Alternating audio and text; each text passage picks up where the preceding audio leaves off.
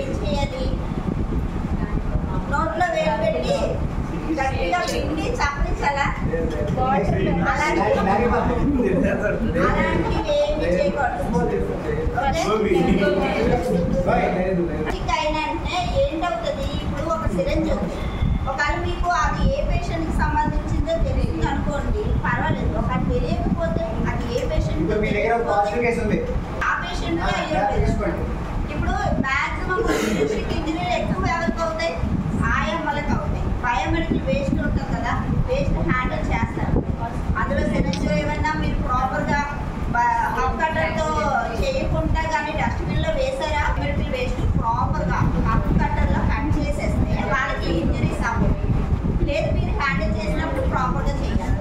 Needle stick injury అయినట్టే అక్కడ నీడిల్కి already micro organisms ఉంటాయి. అది పేషెంట్ కన్నా అవ్వచ్చు, లేదా మన అట్మాస్ఫియర్లో కన్నా అయ్యొచ్చు. పేషెంట్ అయితే ఇంకా చెప్పనవసరం లేదు, అందులో ఏ ఆర్గానిజం ఉంటుందో.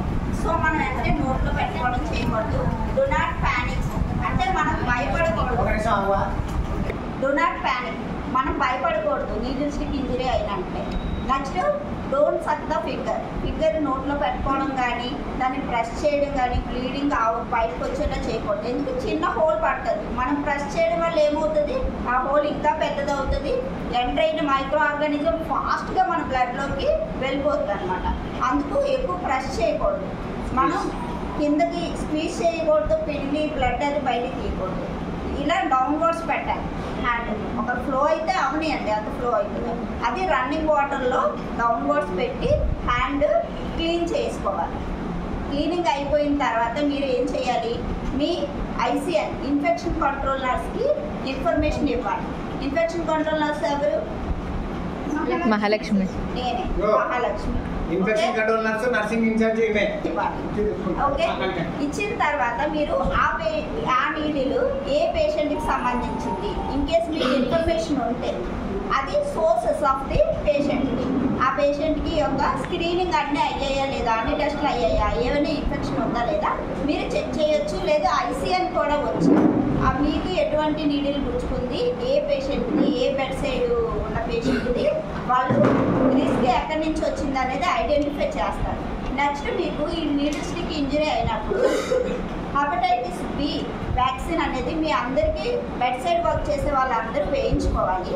మీకు కూడా అందరికీ 3 డోసెస్ కంపల్సరీ అవుతాయి. డోస్ 1 మీరు జాయిన్ అయిన వెంటనే వేస్తారు ఫస్ట్ మంత్. డోస్ 2 అంటే 0, 1, 6 అంటారు. ఫస్ట్ టైం వేసే డోస్ని 0 అంటారు. ఆ ఫస్ట్ డోస్ అంటే నెక్స్ట్ 1 మంత్లో వేస్తారు, అది second 1. And third dose is 6 months తర్వాత వేస్తారు. ఇది అయ్యిందో లేదో చూస్తారు ఐసీఎన్. తర్వాత మీకు డాక్టర్ దగ్గరికి తీసుకెళ్ళి మీకు ఏమన్నా ఇమ్యునోగ్లోబులిన్స్ వేయాలా, టీటీ వేస్తారు వెంటనే. ఇంకా ఏమన్నా dose hepatitis B vaccine dose వేయాలా, ఇమ్యునోగ్లోబులిన్స్ వేయాలా. నెక్స్ట్ మీకు 6 మంత్స్కి ఒకసారి టెస్ట్లు అనేది కండక్ట్ చేస్తారు. ఎందుకంటే ఇప్పుడు గుచ్చుకున్న వెంటనే మీకు హెచ్ఐవి కానీ హెచ్పిఎస్ఏది కానీ పేషెంట్ నుంచి వెంటనే ట్రాన్స్మిట్ అవ్వదు. ఒకవేళ అయినా సరే ఆ టెస్ట్లో మనం ఐడెంటిఫై చేయలేమన్నమాట. ఓకేనా? అందుకు మీకు 6 మంత్స్ తర్వాత టెస్ట్లు చేస్తారు. ఇప్పుడు ఏమైనా రిక్వైర్మెంట్ టెస్టులు ఉంటే కూడా అవి కూడా హాస్పిటల్ సైడ్ కండక్ట్ చేస్తారు. ఇది నీడిల్ స్టిక్ ఇంజరీకి సంబంధించింది. ముందు మీరు భయపడకూడదు, సక్ చేయకూడదు, ఈ స్పీడ్ అది చేయకూడదు. రన్నింగ్ వాటర్లో హ్యాండ్ వాష్ చేసుకొని ఐసీఎన్కి ఇన్ఫర్మేషన్ ఇవ్వాలి.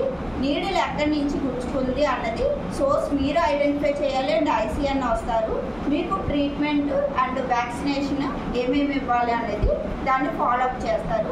తర్వాత 6 మంత్స్ తర్వాత మళ్ళీ మీకు ఇన్వెస్టిగేషన్స్ ఏమైనా చేయాలంటే చేయిస్తారు. ఇది నీడిల్ స్టిక్ ఇంజరీ యొక్క ప్రొసీజర్. ప్రివెంట్ చేయడానికి మనం ఏం చేయాలి? రీక్యాప్ చేయకూడదు, బయోమెడికల్ వేస్ట్ అనేది ప్రాపర్గా డిస్పోజబుల్ చేయాలి. ఓకేనా? ఇది